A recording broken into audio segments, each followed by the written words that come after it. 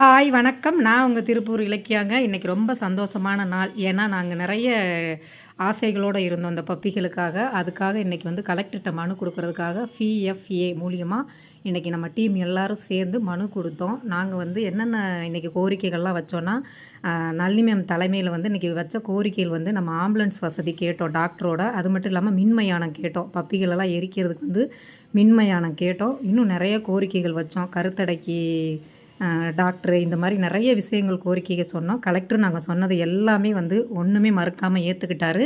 எல்லாமே வந்து லெட்டர் பட எழுதி குடுக்க சொன்னாரு. நாங்களும் லெட்டர் பட எழுதி குடுத்துட்டோம். நானும் பப்பீஸ்க்கெல்லாம் சாப்பாடு வச்சுட்டு அவசர அவசரமா போனேன்.